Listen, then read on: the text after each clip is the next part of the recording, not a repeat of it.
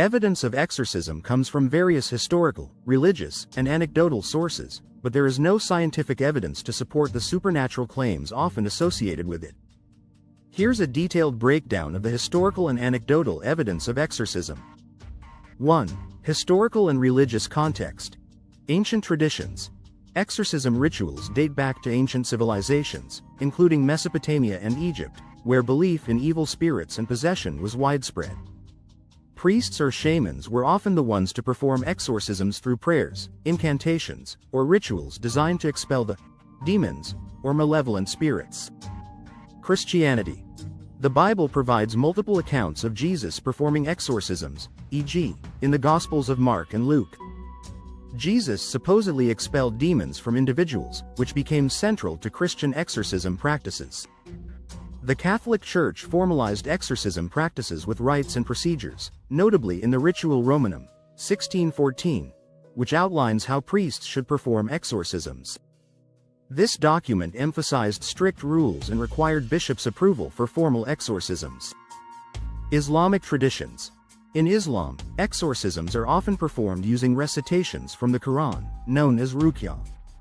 These are meant to drive out jinn or evil spirits. Various hadiths, sayings of the Prophet Muhammad, describe the use of certain verses for healing and protection against possession. Other religions. Hinduism, Buddhism, Judaism, and other religions have their own forms of exorcism, often involving chants, prayers, rituals, or use of holy water and relics to purify an individual. 2. Case studies and reports. Famous cases. Anneliese Michel, 1970s, one of the most famous and controversial cases. Anneliese, a German woman, underwent 67 Catholic exorcism sessions over 10 months. She suffered from psychiatric conditions, and her death due to malnutrition and dehydration sparked widespread debate and legal consequences for the priests involved. The Exorcism of Roland Doe, 1949. This case inspired the famous movie The Exorcist. A boy referred to as Roland Doe allegedly underwent a series of exorcisms after displaying what was believed to be possession symptoms, including strange behavior and paranormal phenomena. Several witnesses, including priests, claimed to have seen unexplained events. Emma Schmidt, 1928, known as the Erling possession. This case involved a nun in Iowa. The priest who performed the exorcism, Father Theophilus Riesinger, documented extreme physical and paranormal manifestations, though skeptics argue it was a case of mental illness. Paranormal evidence.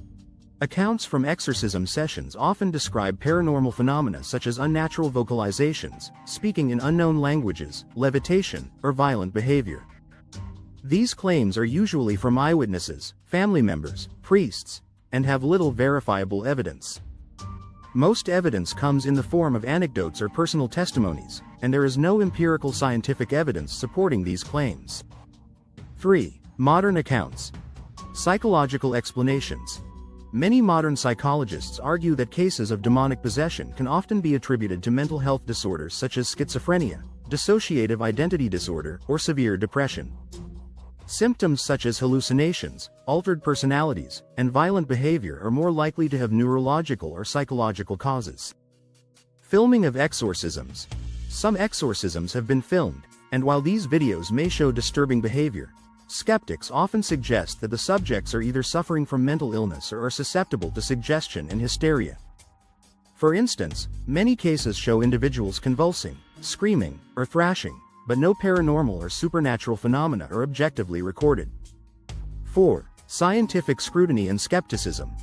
Lack of empirical evidence.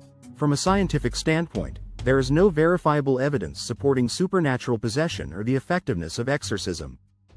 Skeptics often cite the placebo effect, cultural belief systems, and suggestibility as explanations for why people believe in the power of exorcism. The role of suggestion in cultural belief. Anthropological studies show that belief in possession and exorcism is often tied to cultural and religious contexts. People who believe strongly in demons and evil spirits are more likely to perceive certain behaviors as signs of possession, which can lead to exorcism practices.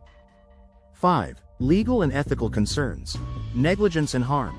Several cases have resulted in harm or death, leading to legal action against those performing the exorcisms. The case of Anneliese Michel is a key example, where her death led to the conviction of her parents and the priests involved for negligent homicide. Vulnerable individuals.